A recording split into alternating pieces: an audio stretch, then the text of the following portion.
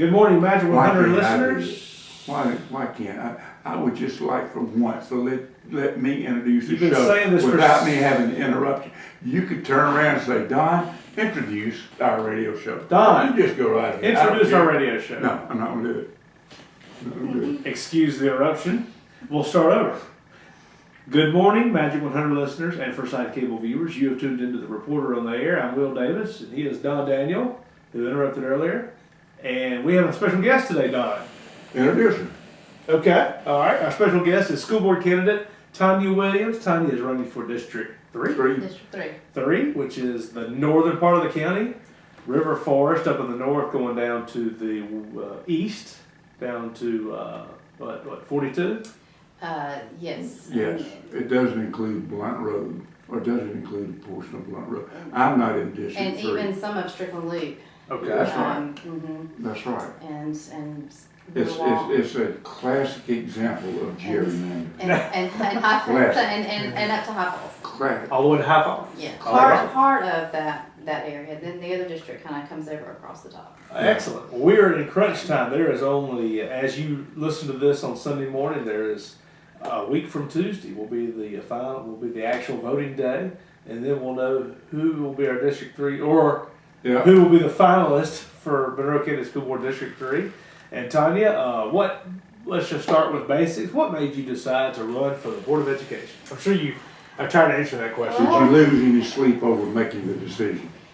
No, I have not lost sleep over making the decision. I have got children, as you know. I've got 2 children currently enrolled in Monroe County schools. I have Taylor, who is a junior in high school, and I have. You got one that old? I do, and I have Emma, who is in 5th grade at Hubbard. Taylor's been in Monroe County schools since pre-K, as Emma has well. I also have got a 2-year-old, so I am going to have a child in Hubbard for about 23 straight years. Wow. I told somebody the other day, there might be about 2 teachers at Hubbard that will last longer than me there, and maybe Kathleen Bunn, but I'm not sure if I won't be there longer than any teacher at Hubbard. And I've been through several administrators already, so. Have you been involved with the school and as your, what do they call it now, PTO? PTO. I thought it's powertrain takeoff, isn't it? Okay, powertrain takeoff. I have been involved in the schools. I do work as an anesthetist, so I'm not up there every single day, but I have been involved in the schools. I do try to volunteer where I can on field trips or field days, Right. or and donate my resources when I can, when teachers need something. I hope that, and I told them at the beginning of this school year, if there's something you need for your classroom, please ask me if I can help you before you spend your dollars, to buy supplies for your classroom. I will do what I can. I also, last year, I have a background in education. I was a chemistry teacher for a number of years. And when my daughter was in 10th grade, her chemistry teacher was going to go on maternity leave. And she was going to be gone for 6 weeks of school. And I thought to myself, now that's going to get these honors chemistry kids quite behind to have a substitute teacher for 6 weeks. So I called Dr. Finch and I said, I used to do this. I can probably still remember a little bit of this. I said, would you be interested in having me come in and teach these kids twice a week? I said, I can't come every day because I work at the hospital, but I can come twice a week. And I can teach these chemistry kids twice a week. That's great. So for 6 weeks, I jumped back in and I taught chemistry twice a week at Mary Persons. And I tell you what, it felt good. It felt good. You can still do it. I can still do it. I still got it. Well, Will always encourages me to play devil's advocate. So I don't have to encourage you. you kick me on the table. You kick me on the table. You do it naturally. Here's a question. What is one thing that made you decide to run for school board? If there was, I want one single thing. Well, as you know, because there was an article in your paper, I recently had an experience with the board regarding block scheduling. And I didn't obviously get the result that I was hoping for. They're going to block scheduling. But I felt like... What is block scheduling? Okay, block scheduling is a longer amount of time in each class, fewer classes per day, but overall students take fewer classes they have fewer opportunities to choose Okay. different classes. Okay. And so I have a number of reasons, educationally and otherwise, why I'm not a fan of block scheduling. And I had made a very big presentation for all of that, and I went and I felt like that the minds had been made up without a lot of research, and I felt like that even though they were somewhat listening to me, a lot of what I was saying was falling on deaf ear. Because they'd already made up their mind. Because they'd already made up their minds. Or maybe they hadn't made up their minds, but the people who are in the position to make their minds up had made up their minds and told them this is what they wanted to do. Yeah. I'm going to digress a long time back with Monroe County Schools. Since you brought up block scheduling, they started giving kids tests when they were in like the 4th and 5th grade, making a determination of what courses they would take until they graduated. And it was a big stink in Monroe County because your kid may not be classified to go to college. Yeah. So therefore, you were going to take this from the 5th grade till the time you graduate. And boy, it was just, you thought it was the one time in school board history where parents showed up and they didn't care whether they were allowed to speak or not, they spoke. Yeah. And they changed it. So it was, my mother, I told this, that my mother taught the 5th grade for 33 years. So I'm sort of familiar with education. I have 3 ex-wives that were school teachers. So You had 3 wives that were all school teachers? yeah. They couldn't teach me. That's the reason they left. He wasn't married to them at the same time. Well, I How do you know? How do you know? You moved here from Utah, right? One was from Utah. But anyway, education. well, it's safe to say you have a type. Yeah, true. All right, I've got one more question. And then Teachers.com. Teachersonly.com. And I'm going to ask you one more question. As you know, I've raised a little hell about being able to show up at a Board of Education meeting and ask a question. Sure.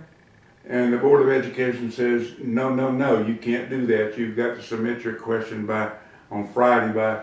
And I did. I had to do that. They made me do Okay. that. All right, now. Jump through a hoop. Huh? Jump through a hoop. Yeah, so would you advocate changing that? I will answer that 2 ways. I will say that, yes, I would be in favor of somebody being able to come in there and raise a question. However, those meetings can get really long. And so that said, like I waited that night that I presented, I waited through 2 hours of presentations by mostly by like Alicia Elder, Jackson Daniel, people that were, employees, and they had been tasked with presenting something to the board. So I waited through all of that to do my presentation. I was limited at 5 minutes. They cut me right off at 5 minutes. That said, two things. What it did do is whoever was right at the debate, they were prepared for my question. They knew what I was there for. And they knew I was not a fan of block scheduling, and they were prepared to just say shoot you down. Right. But and they did. So they had some, and I felt like I would have gotten maybe a fairer shake had they not pre-thought their response. Or if you hadn't had to file earlier to do it. Right. Well, Will and I, But there I've has always. to be some decorum. Well, you mentioned that they can I'm talking. Well, I'm going to say one more Are time. you They can in be your decorum. Is it, the city Right. council? They have a time. Hey, anybody Right. off the street can come in. The county commissioners can come in. Right. You mentioned that the meetings are long. The question might be, why are they long? Because the school board does a dog and pony show.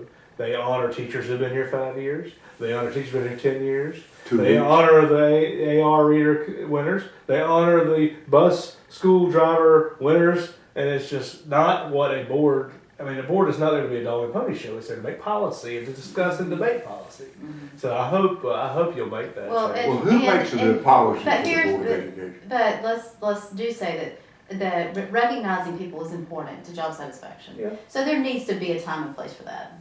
Maybe it doesn't need to be a board meeting. Maybe there needs to be a banquet at the end of the year where they do all of that Good all the idea. time. But I do believe that in general, teachers are some of the most underappreciated people in all of any profession.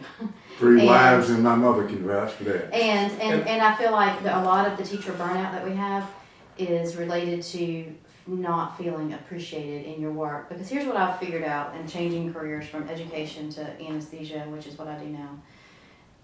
I work half as hard for 3 times as much money. Mhm.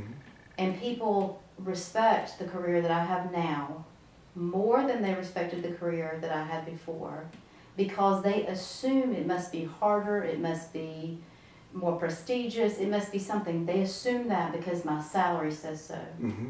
But I can tell you that I don't work any harder putting somebody to sleep every day. And that's no easy job. It's stressful, no doubt.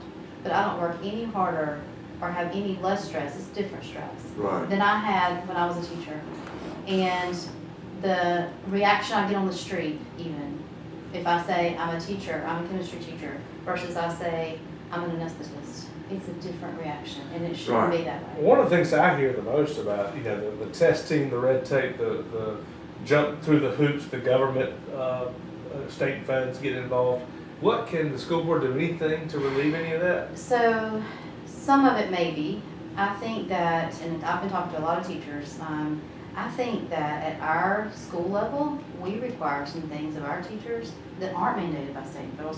So can we get rid of state and federal stuff?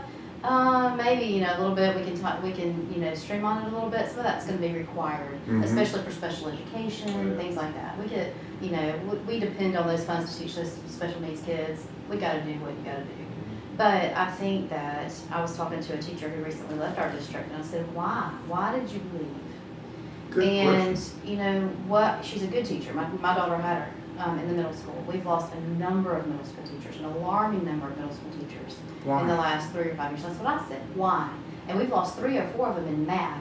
And math is a critical need area. It's a shortage area. Math, science, special education, and foreign language are the 4 hardest areas to find teachers in. And we've lost at least 3 math teachers in the past few years. And I'm not going to call them out by name, but people will know who they are. Amanda Woodell. Why? Amanda Waddell's one of them. And I talked to one of them and I said, why? Why are we losing good teachers who, by the way, aren't easy to replace? No. And they said, one of them said, well, we have all these extra, log books and notebooks and statistics and blah, blah, blah that our principal or our whoever administration is requiring of us that creates so much extra work. And it bogs you down, it stresses you out, it makes it where this job is too cumbersome to do your job. Right. And so I would say at the state and federal level, do we have a lot of leniency? I mean, honestly, probably not. Yeah. So you. But at the local level, what are we requiring at the local level? Like, for example, the information that she told me that they had to track. While I can appreciate that's good information, if it's that cumbersome to a teacher to have to put it together, then until we can find a computer program that can break all that, I mean, we're talking about breaking grades down by race and gender and this and that and all that. I mean, I'm like, Who's really? doing this? Really? Is this from the principal? That's my impression. I can't vouch for that. Yeah. But I'm saying, I don't doubt that there's some good information there, but until we can find a Get one of computer the secretaries in program, the office to do it. or make a computer program. I mean, there's bound to be data Well- for grading programs that will do that for you. Yeah. Put the students' demographics in there and tell it, push a button and it'll spit it out. That's right. So why are we making it? We should not be doing things at the district level that make it that much more cumbersome for a teacher to. You're right. We want them to spend their time teaching and coming up with fresh ideas and challenging our students. Not spend copious amounts of hours making some logbook where they break down all their scores by all these demographics. So true. Well, my mother, Here, when she taught school, she had one responsibility, and that was to teach. Sure. She gave tests, and she had a teacher's book, and every student, and she logged the test grade into that school book. Yep. When she got through, and it was report card time, she turned in the grade book. She didn't worry about it anymore. Yeah. That's right. And that's what I see now is that teachers are not being capitalized on in the correct way to teach like they've been taught. Our guest is Tanya Williams. She's a candidate for School Board District 3 in Monroe County. She is also the incumbent is Phil Walker, Right. who you have affectionately called Pig. Well, that was his name. That always knew it. And I was surprised. Well, there's a story behind him being called Pig. But anyway, We have invited him to be on the show and haven't been able to nail that down yet. And then Greg Head is the other candidate. So a three-way race, and it may wind up in a runoff if nobody gets 50%. So, Tanya, what have you found it sounds like you've been talking to teachers and talking to voters. So what do you found on their minds? I mean, what do you think the people of Monroe County want to see with the school system? I think there's several things that I have found. I think that there's a large group of people that want to see more a stronger push towards better technical programs in our schools. And on the flip side of that, I believe that there are a number of people who feel like the kids at our upper level, why are we not getting larger percentage of our kids that apply to UGA or whatever. So I believe that we're seeing both ends of the spectrum as far as both sides saying, what are we doing here, what are we doing here. Now let me address that by saying hope. I think hope did all of that, all of that. In 1993 or 94, when Hope first came around, most students who applied who were college bound could get into Georgia, right? And then as Hope stayed and more students who might have gone out of state to school stayed in state to get Hope, it became a more competitive process. Kids who might have left to go to Furman or might have left to go to Vanderbilt or whatever, now they're going to stay in state and go to Georgia because it's free. So that raised the competition level because you've got more students that want to stay. Okay, so that's why it's gotten harder to get in Georgia. Okay, that said, what have we done to help our students be more competitive? In those years since 1994, what have we changed? What have we done to say, okay, we recognize that it's getting more competitive, and here's what we're going to do to make sure our students are competing. Right. And what have we done? Because I can tell you, in '94, when I graduated from Mary Persons, we had a debate program. We don't have debate now. We had, and there are more. We had things that were, some elective type things that made our students more competitive, and some of that stuff, those academic type extracurricular activities, they have fallen away. Some of those have fallen away. That's concerning. Because those are the ways that our students show competitiveness for those schools, like Georgia is now. At the same time, what Hope did to technical students is it made a lot of students who maybe wouldn't have gone to school to four-year college, it made it suddenly affordable. And so then the mentality became, why aren't you going to a four-year college? It's free. Everybody should go. Hope makes it free. Yeah. Now finances are no longer the barrier. Everybody should go. And I think that we started sending a lot of kids off to four-year schools because of Hope. And so it's a good and a bad. And so now we're seeing that we sent all these kids to four-year school because we said, well, hey, I mean, there's Hope. You might as well go give it a shot, right? But then Hope is also applicable now to vocational. Well, it was then too. Well, but my dad was director of the second vocational technical school in the state of Georgia, and he saw the transition again, where they were training students that didn't want to go to college, right, whether they had the money or not. There's some students that just didn't want to go to college, right, but I think and they filled the local job market, and those kids, when they graduated from technical school, they were making more money than college graduates. Absolutely, and especially in today's economy, that would be true. That would be true. But then the technical colleges tried to change to create the atmosphere in technical colleges that was in vocational technical school. What happened? Enrollment in technical schools went down very drastic. And so then they changed back again, thanks to people like my dad, who's a director, said, hey, we're not a college. Yeah. We are a technical school. Let's teach bricklaying. Let's teach automotive repair. Let's teach welding. Let's teach nursing.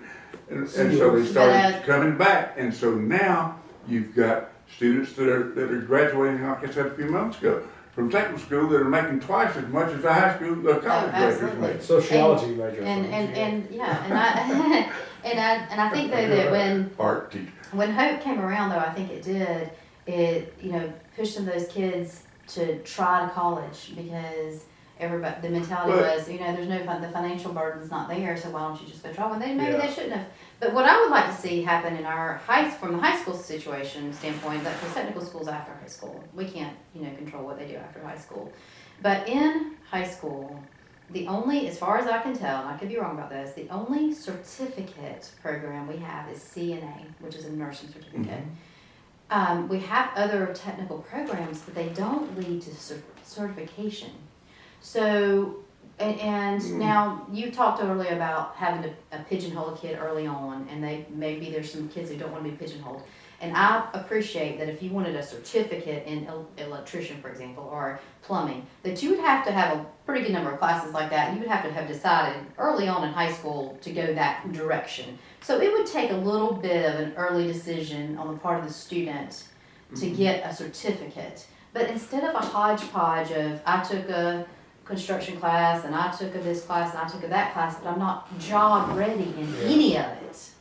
How about let's create some pathways where if they're willing to choose early on, there's a pathway that leads to an employable certificate when they graduate. I agree with you there, but also at the same time, when the vocational technical schools were formed, if you were in high school, particularly if you were a senior, you could attend the vocational technical schools. Sure. And also at the same time, prior to that, they had vocational education in high schools as to where you would learn in high school the plumbing, the electrical, the welding, cosmetology, all kinds of things. Right. And then when the technical schools came in, they took over a lot of that. But at the same time, if a student in high school in 11th or 12th grade wanted to go to the vocational technical school, yes, they spent some of their days at the vocational technical school, and it worked out great. But then, as always happened, the members of our legislature and our governor says our education program sucks, so therefore we got to change it. Huh? But if it ain't broke, if it ain't broke, fix it anyway. Fix it anyway. That's right. Well, it sounds like you and Greg Head that the heat and air business has also made that a big priority.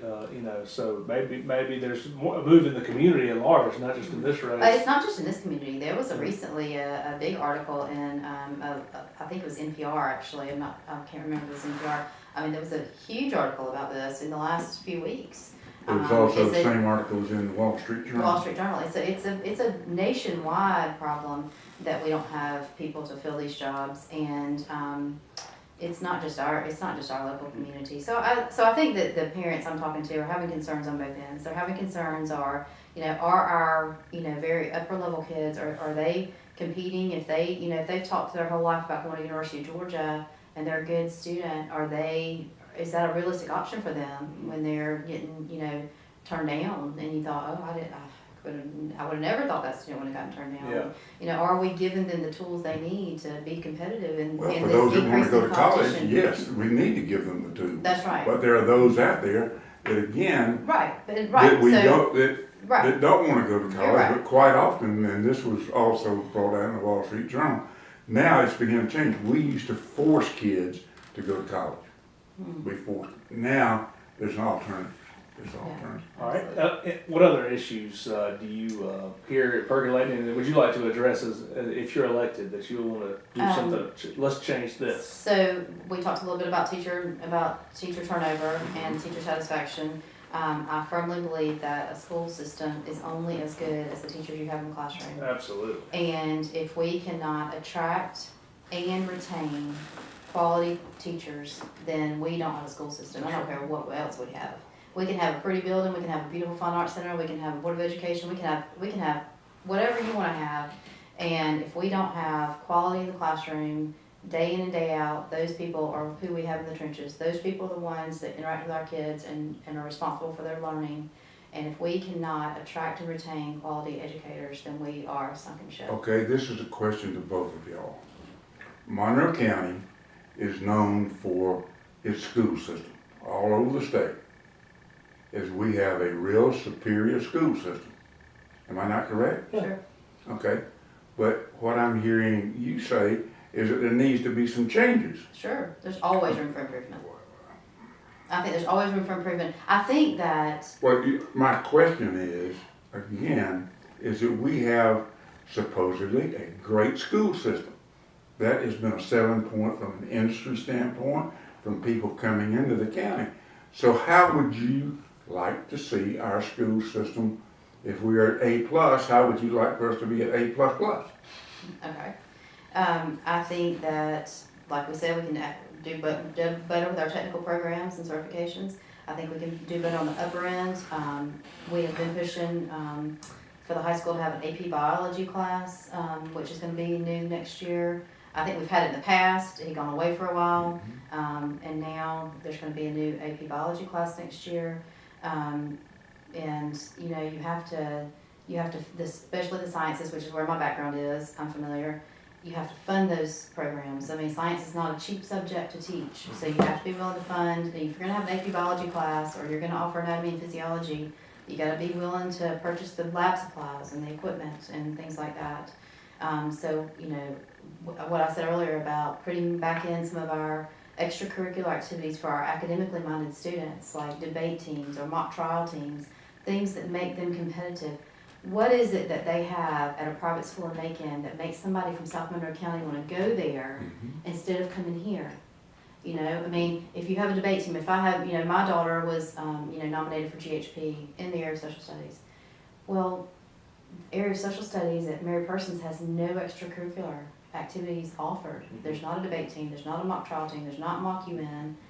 None of that that's widely available at other schools is available. Again, I go back to the question. Because what makes our school system as good as it is? Because Test scores are good. she has been. So we teach tests? Well, what I will say is that she has been well taught, and the teachers that she has had have been phenomenal. She's had an excellent group of teachers. I mean, not always. I mean, we've had one or two, and you're always going to have one or two that you were like, wow, I wish we hadn't had that one. But overall, she's had a phenomenal group of educators, and she is well prepared, and she tests. She's done well in her college entrance exams. She's done well in her AP exams. Our social studies AP teachers, and I don't know if you've been involved with them, but Mr. Magda and Mr. Meek, I mean, they are top notch. And I'm telling you, you could spend as much money as you want for any private education in Atlanta or Macon, and you are not going to find a better set of teachers than those two. And we have a lot of teachers like that. Well, like I said, something must be making the school system pretty doggone good. And that's what I'm trying to figure out. What is making it as good as it is? Well, one thing we're very fortunate in our neighbors who do very poorly. We always have the best test scores. A really good point. In all really of good Georgia, point. but you know, and we also track with Houston County, which is a really good school system. Right. So we you can be know, proud we of must that. be doing something right. It's just like I said earlier. It's just always amazing And to me we have that great the Georgia involved parents. legislature likes the first thing they start talking about when they're running for election. I'm going to do this about education. I'm going to do this about education. Let me tell you what else that we have But, great you know, involved then parents, and that there's- makes a big difference. And you want to talk about what makes the school successful. I encourage you to study what the founder of ACE has done, some of what she has done. Yeah. She's very bright. Yeah. She's very bright. I don't know how much you know Who is about this this. now?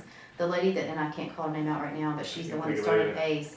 And just Right. being interested in education, I kind of followed that process. She's doing some things right, and I tell you, one of the things that she requires that we can't require because it's not charter, but she requires every parent to be involved some number of hours. They have to be involved, and whether that means coming and working in the flower beds, or whether that means cutting letters out for the bulletin board, every parent has to be involved. And that, if you see a school where you have a lot of involved parents, you will see a successful school. Makes a Oh, I big agree with difference. that Makes a 100%. big difference. Yeah. We only have about 30 seconds left. Anything you want to say? In conclusion, she would like to say. In conclusion, I would like to say, I just feel like I've got a dog in the fight. I'm here because I'm interested in our schools. I'm invested in our schools. I was a teacher, so I've got some background in education, and I just feel like those things combined, all that combined, makes me a unique candidate for this position. Well, I think that's great. And Thank you for we wish you the best of luck. thank you for sticking your neck May out. each vote count. And if you win, we look forward to working with you Yes, on the by Board of all means. Education. Absolutely. Thanks for joining us on the Reporter on the Air by TV or by radio. We'll see you next week. Have a good week, everybody.